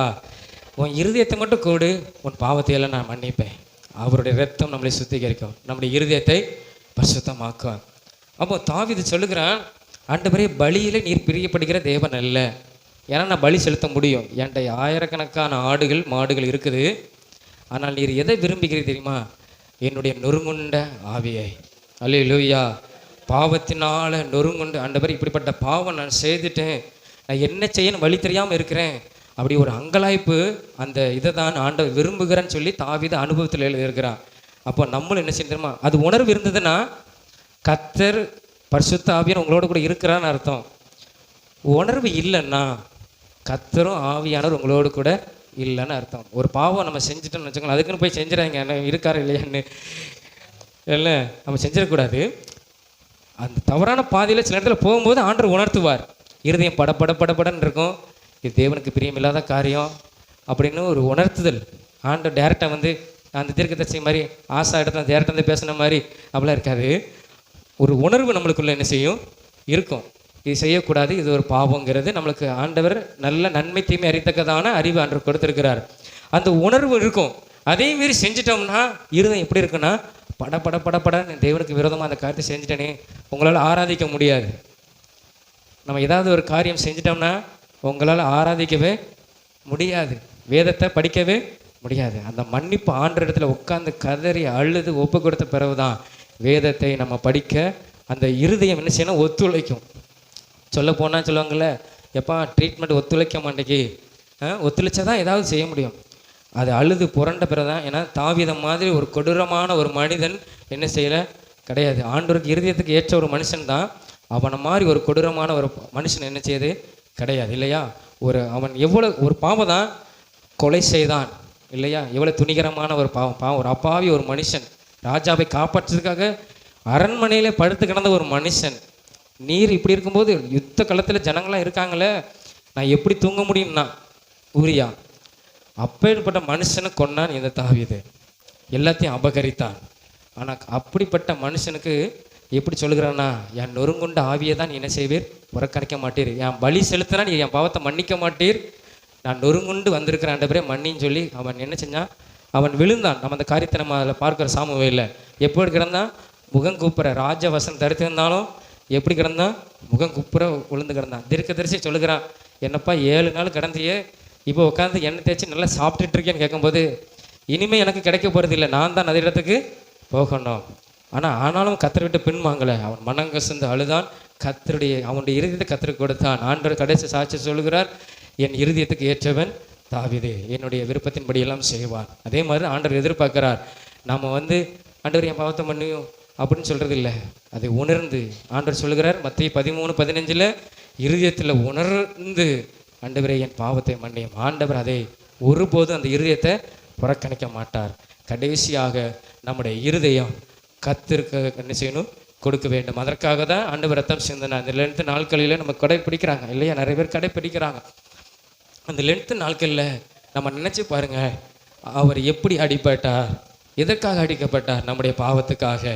நம்ம அநேக ஆடுகளை செலுத்த முடியாது, நம்ம பெரிய பணக்காரங்களும் அல்ல, ஆனால் அவர் ரத்தம் சிந்துவதற்காக வாரினால் அடிக்கப்பட்டார். அடிக்கப்படும் போது அவருடைய சதைகள் கிழிக்கப்பட்டு ரத்தம் என்ன செஞ்சது, வெளியே வந்தது. கை கால்களில் ஆணிகளால் கடவப்படும் போது அதிலிருந்து ரத்தம் வெளியே வந்தது. அவர் முள்முடினால் தன்னுடைய சிரசை அதில் ஒப்பு கொடுக்கும்போது அது குத்துண்டு அதிலிருந்து ரத்தம் வந்தது. அவர் மரித்த பிறகு கூட அவருடைய விழாவிலிருந்து ரத்தமும் தண்ணீரும் நமக்காக என்ன செஞ்சது, கடந்து வந்தது. காரணம் என்ன தெரியுமா, நம்முடைய இருதயத்தை அவர் வாசம் பண்ணுவதற்கு, அதை சுத்திகரிப்பதற்காக.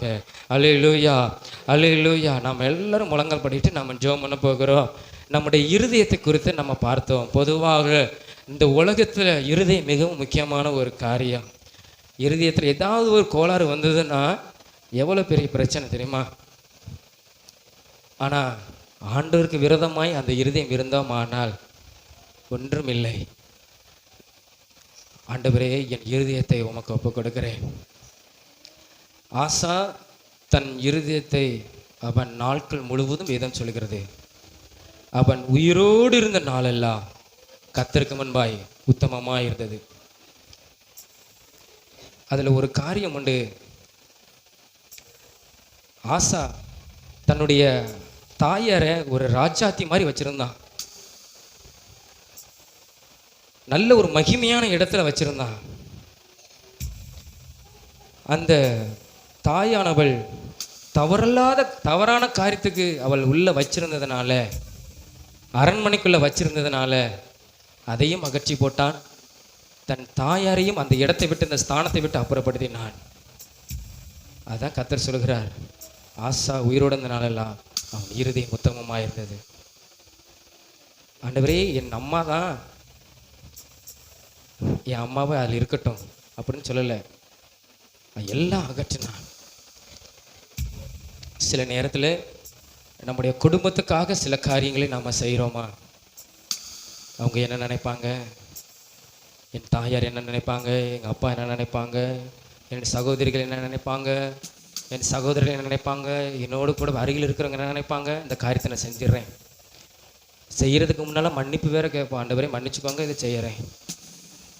இது தாவீது செஞ்ச பாவத்துக்கு இதுக்கும் சரி, துணிகரமான ஒரு காரியம். ஆசா தன் தாயாரை அப்புறப்படுத்தினார். இது பரிசுத்தமான இடம், நான் கர்த்தரோடு கூட இருக்குன்னு நினைக்கிறேன், இது என்னை டிஸ்டர்ப் பண்ணும், அப்புறப்படுத்தினான். அவன் உயிரோடு இருந்த நாளெல்லாம் கர்த்தருக்கு அவன் இருதயம் உத்தமமாக இருந்தது. ஆண்டவர் அநேக காரியங்கள் நமக்கு கொடுக்கிறார், அநேக அற்புதங்களை செய்கிறார். நல்லது, ரொம்ப சந்தோஷம்.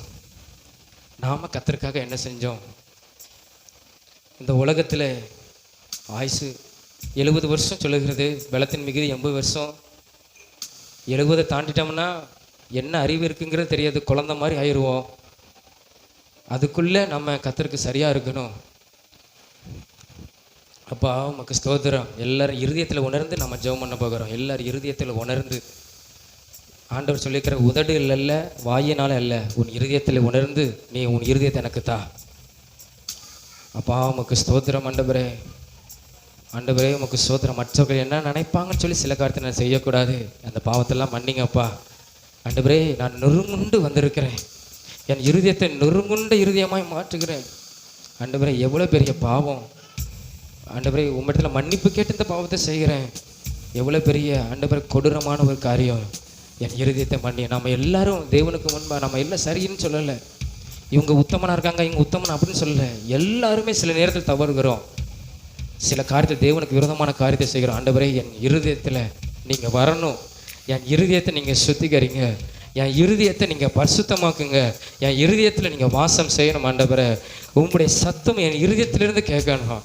ஆண்டவரே, என் இருதயத்திலிருந்து நான் உணர்ந்து கொள்ளணும், அதை நான் அனுபவிக்கணும். அப்பா ஆண்டவரே, சில நேரத்தில் நான் இருதயத்திலேருந்து உண்மை பாடி மகிமைப்படுத்தணும், அதை நீங்கள் விரும்புகிறீங்க. ஆண்டவரே, எப்படி ஒருத்தருக்கு நன்றி எதிர்பார்க்கும் போது இவன் உண்மையிலே நம்மக்கிட்ட நன்றி சொல்கிறான், உள்ளத்திலேருந்து நன்றி சொல்கிறான்னு எதிர்பார்க்குறோம்.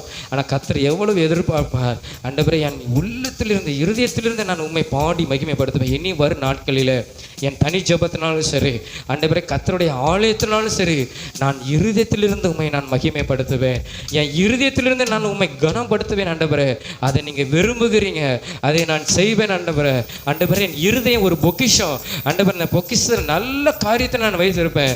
ஆண்டவரே, உமக்கு பிரியமில்லாத காரியம் என் இருதயத்தை விட்டு எடுத்து போடுங்கப்பா, என் இருதயத்தை விட்டு எடுத்து போடுங்க. ஆண்டவரே, மற்றவர்கள் என்னை தேடி வந்தால் அவர்களுக்கு ஆறுதலான வார்த்தை என்னை இருதயத்திலிருந்து வெளிப்படணும். ஆண்டவரே, மற்றவர்களுக்கு ஆண்டவரே இருதயத்தின் அன்பு வெளிப்படணும். ஆண்டவரே, மற்றவர்களை ஆதாயப்படுத்திக் கொள்ளத்தக்கதான ஒரு இருதயமாய், ஒரு பொக்கிஷமாக எனக்கு இருக்கட்டும். உமக்கு பிரியமுள்ள காரியத்தை ஆண்டவரை சேர்த்து வைக்கிற இருதயமாய் இருக்கட்டும், அதை நினைத்து துதிக்கிற இருதயமாய் ஆண்டவரை இருக்கட்டும். ஆண்டவரே, ஆண்டவரே, அதிலே பெரிய ஒரு அலங்கரிப்பு, அதுதான் நீங்கள் விரும்புகிறீங்க. ஆண்டவரே, இருதயத்தில் இருக்கிற அலங்கரிப்பை தான் நீங்கள் விரும்புகிறீங்க. அந்த இருதயத்தில் மறைந்திருக்கிற குணத்தை நீங்கள் விலையேற பெற்றதாய் நீர் மாற்றுகிறீங்க. ஆண்டவரே, என் இருதயத்தை நான் உமக்கு தருகிறேன். இயேசுவே உமக்கு ஸ்தோத்திரம், இயேசுவே உமக்கு ஸ்தோத்திரம், இயேசுவே உமக்கு ஸ்தோத்திரம். ஆண்டவரே, நீங்கள் பேசின இந்த வார்த்தைக்காக உமக்கு நன்றி. ஆண்டவரே, இந்த வார்த்தையின்படி கர்த்தர் எங்களை நடத்தும், எங்களை நீர் ஆசீர்வதியும். ஆண்டவரே, அதற்கு நாங்கள் ஒப்பு கொடுக்கிறோம், எங்கள் இருதயத்துக்கு இடத்துல கொடுக்கிறோம். இயேசுவின் மூலம் ஜெபிக்கிற நல்ல பிதாவே, ஆமென், ஆமென்.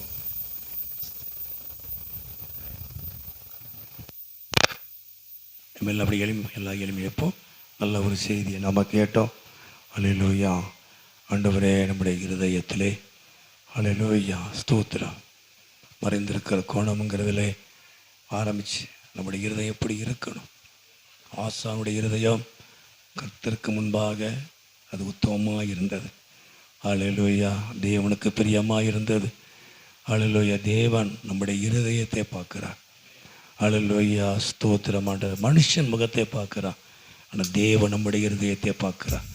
நம்முடைய இருதயம் எப்படி இருக்கிறது? நம்ம கர்த்தருக்கு முன்பாக உத்தமமாக இருக்கணும். அல்லேலூயா. ஆண்டவரே, நாங்களுமே துதிக்கிறோம். ஆசா தேவனுக்கு பிரியமில்லாத காரியத்தை தன்னுடைய தேசத்தை விட்டு அகற்றினான், விக்கிரகங்களை அகற்றினான். அல்லேலூயா. தேவனுக்கு பிரியமில்லாத காரியத்தை அகற்றி எல்லாவற்றையும் சரிப்படுத்தினான். காரணம், அவருடைய இருதயம் கர்த்தருக்கு முன்பாக உத்தமமாக இருந்தது. அல்லேலூயா. அவருடைய இருதயம் கர்த்தருக்கு முன்பாய் உத்தமமாக இருந்ததுனால அவருடைய தேசம் அமெரிக்கையாக இருந்தது. தேவன் அவனுக்கும் அவருடைய தேசத்துக்கு நல்ல ஒரு இலை பாறுதலை கர்த்தர் கொடுத்தார். ஆண்டவரே, நாங்களுமே துதிக்கிறோம். இயேசுவே, நாங்களுமே துதிக்கிறோம். நம்முடைய இருதயம் நல்ல பொக்கிஷசாலியாக இருக்கணும், நல்லதை சேமிக்கக்கூடிய இருதயமாக இருக்கணும்.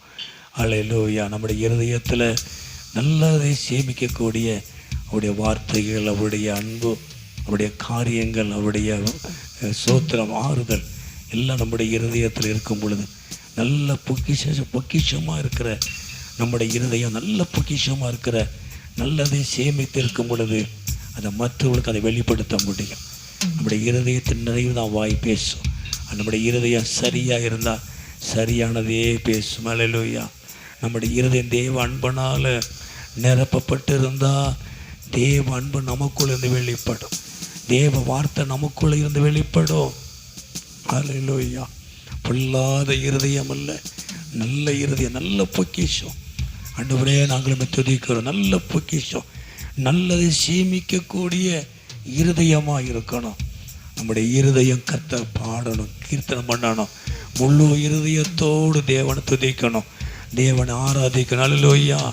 உதட்டினால் அல்ல, வாயினால் அல்ல, உதட்டளவில் துதிக்கிறதல்ல, நம்முடைய மனப்பூர்வ இருதயத்தின் ஆழத்தில் இருந்து நம் கர்த்தரை பாடணும், மகிமைப்படுத்தணும். அல்லேலூயா. துதிக்கிறோம் ஆண்டவரே. நம்முடைய இருதயத்தை கர்த்தருக்கு ஒப்பு கொடுக்கணும். அவர் நம்மோடு வாசம் பண்ணுகிறவர். அல்லேலூயா. நான் அவர்களுக்குள் உலாவி அவர்கள் தேவனாய் இருப்பேன். அல்லேலூயா. அவர்கள் என் ஜனமாய் இருப்பார். எல்லாருக்கும் நாமத்தை மகிமைப்படுத்துவோமா?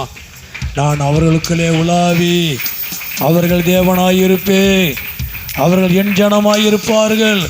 நம்முடைய இருதயத்தை கர்த்தருக்கு ஒப்பு கொடுக்கணும். நம்முடைய இருதயம் கர்த்தருக்காய் இருக்கணும். கர்த்தர் நமக்குள்ளே வாசம் பண்ணுகிறார். நாமே அந்த ஆலயம், நாமே பரிசுத்தமாக இருக்கணும். அல்லேலூயா. அவர் நமக்குள்ளே வாசம் பண்ண விரும்புகிறார். ஒரு கட்டடத்தில் அல்ல, நமக்குள்ளே வாசம் பண்ண விரும்புகிறார். நீங்களே அந்த ஆலயம். அல்லேலூயா. துதிக்கிறோம். நீங்களே அந்த ஆலயம். அல்லேலூயா. ஆலயம் பரிசுத்தமாக இருக்கணும். நீங்கள் தான் அந்த ஆலயம். நாம் பரிசுத்தமாக இருக்கும் பொழுது அவர் நமக்குள்ளே வாசம் பண்ணுகிறவர். ஆலயமாக இருக்கிற நமக்குள்ளே வாசம் பண்ணுகிறவர். நம்ம வாழ்க்கையிலே, நம்ம குடும்பத்தில் வாசம் பண்ணுகிறவர். அல்லேலூயா. துதிக்கிறோம் ஆண்டவரே, துதிக்கிறோம். அவர் உங்களை விட்டு போகாதபடி உங்கள் பாளையம் சுத்தமாக இருக்கட்டும். உங்கள் அசத்தியமான காரியத்தை கண்டு, தவறான காரியங்களை கண்டு உங்களை விட்டு போகாதபடி உங்கள் பாளையம் சுத்தமாக இருக்கட்டும், உங்கள் வாழ்க்கை சுத்தமாக இருக்கட்டும், உங்கள் குடும்பம் சுத்தமாக இருக்கட்டும். அசுத்தமானதை கண்டு அவர் உங்களை விட்டு கடந்து போகாதபடிக்கு என்னை ஒப்பு கொடுக்கிற ஆண்டவரே, இயேசுவே துதிக்கிறோம். கர்த்தர் நல்லவர், எனக்குள்ள வாசமான ஆண்டவரே. நான் அவர்களுக்குள்ளே உலாவி அவர்கள் தேவனாக இருப்பேன். நமக்குள்ளே உலாவுகிற தேவன், தேவன் உலாவாத இடத்துல, தேவன் இல்லாத இடத்துல இன்னொன்று கூடி வந்துடும், இன்னொன்று கூடி இருக்கும். அல்லேலூயா. எதுக்கும் நாம் இடம் கொடுத்துடவே கூடாது. அதில் தேவன் நமக்குள்ளே உலாவுகிறவர், தேவன் நமக்குள்ளே வாசம் பண்ணுகிறவர். தேவன் வாசம் பண்ணாத இடத்துல அல்லேலூயா மற்றொரு காரியம் வாசம் பண்ணிடும். மற்றொரு காரியத்துக்கு நம்ம இடம் கொடுத்துடவே கூடாது. நம்முடைய இருதயம் சுத்தமாக இருக்கணும். கர்த்தருக்கு ஒப்பு கொடுத்து வாழணும். அல்லேலூயா. எல்லா ஸ்தோத்திரம் பண்ணோமா? ஸ்தோத்திரம். கர்த்தாவே ஆசீர்வதிங்க ஆண்டவரே. கேட்ட நல்ல வார்த்தைக்கு ஆசீர்வதிரம் ஆண்டவர். இன்னும் மகனை அதிகமாய் பயன்படுத்தும், பிரயோஜனப்படுத்தும், நாமத்தை மகிமைப்படுத்தும். கேட்ட செய்திக்காய் வார்த்தைக்காய் ஸ்தோத்திரம். கர்த்தாவே எல்லாரையும் ஆசீர்வதிங்க ஆண்டவரே. ஹல்லேலூயா. துதிக்கிற எல்லாம் ஜெபம் பண்ணுவோமா. ஆண்டவர் ஆசீர்வதிக்கிறவ எல்லாரும் ஹல்லேலூயா. எல்லாரும் கரங்களை உயர்த்தி, என் ஆண்டவரை என்னை ஆசீர்வதிங்க, என் குடும்பத்தை ஆசீர்வதிங்க, எங்களுக்குள்ள வாசம் பண்ணுகிற தெய்வமே, எங்களுக்குள்ள வாசம் பண்ணுகிறவே, என் குடும்பத்தில் வாசம் பண்ணுங்க ஆண்டவர், எனக்குள்ள வாசம் பண்ணுங்க ஆண்டவர். நீர் வாசம் பண்ணும் பொழுது வேற எந்த ஒரு காரியத்துக்கு அங்கே இடம் இருக்காது, எந்த பொல்லாத காரியத்துக்கு இடம் இருக்காது, எந்த ஒரு பயத்துக்கும் கலக்கத்துக்கும் அங்கே இடம் இருக்காது. நான் உன்னோடு கூட இருந்து நான் செய்ய காரியம் பயங்கரமா இருக்கும். அல்லேலூயா. நான் உன்னோடு கூட இருப்பேன்.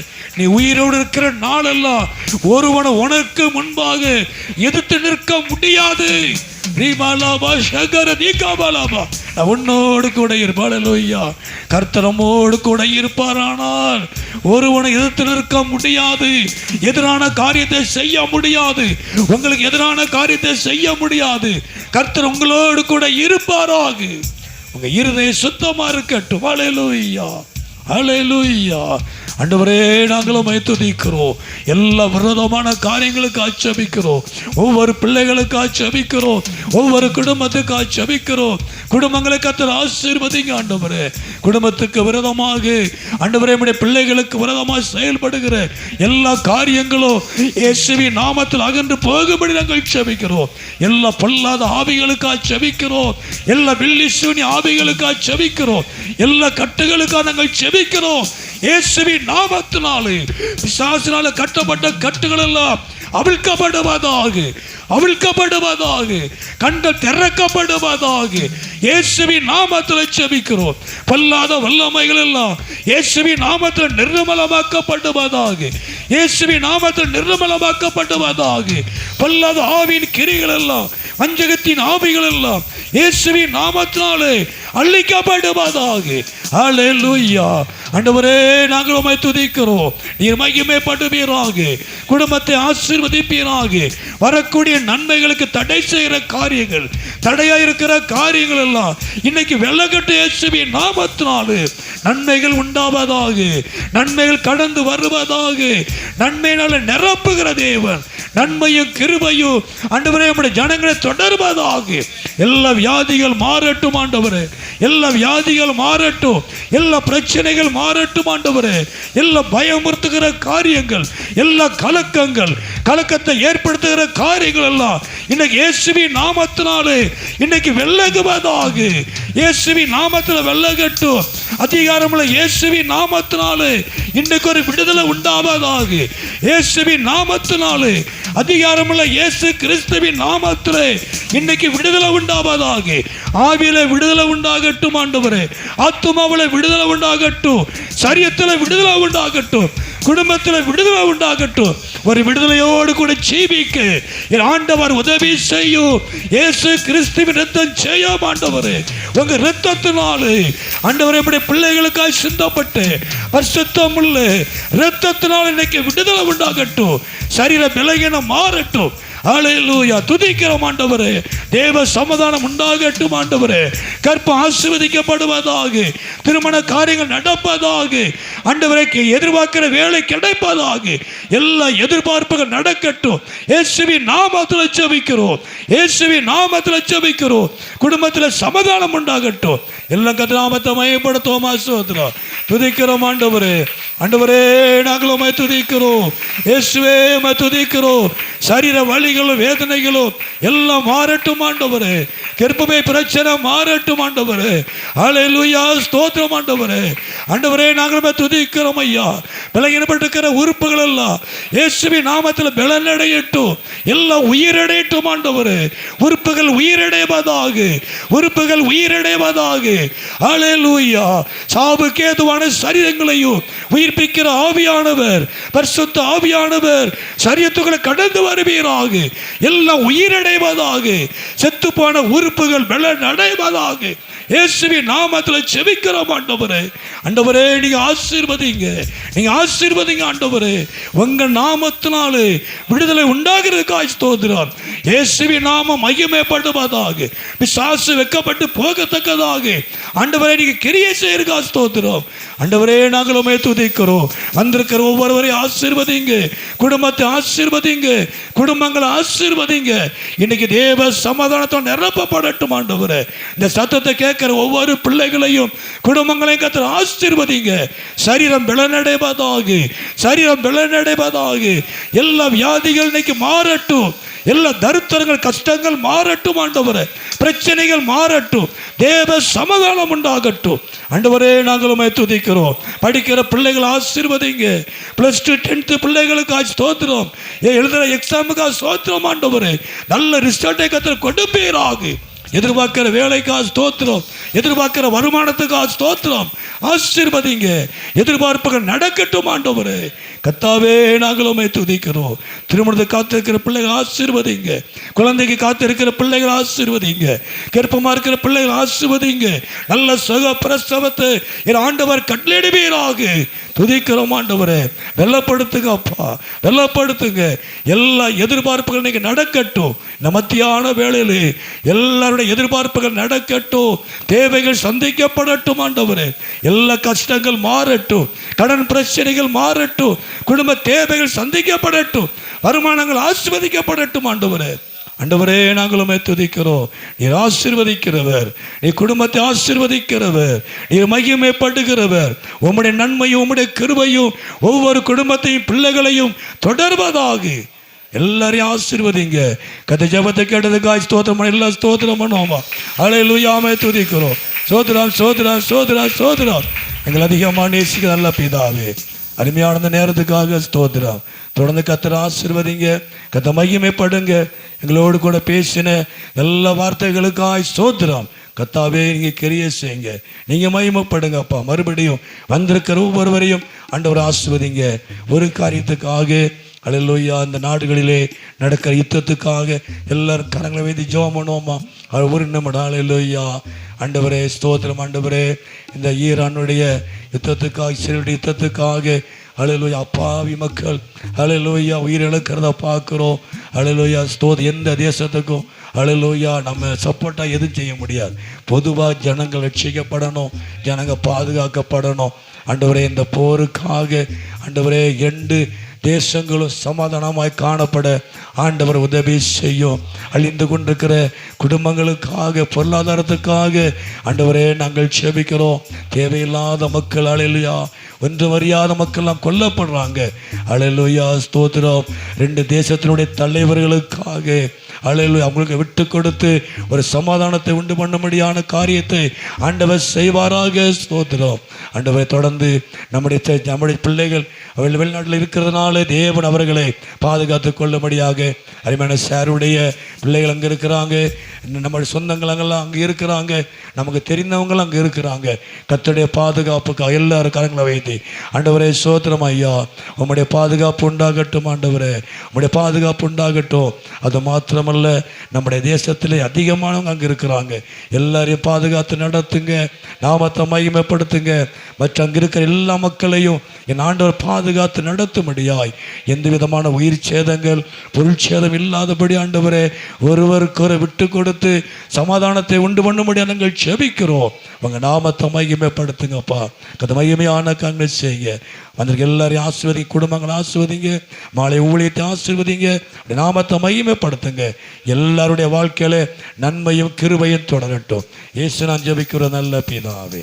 என் ஆத்துமாவே கர்த்தரை ஸ்தோத்திரி, என் முழு உள்ளமே என் ஆத்துமாவே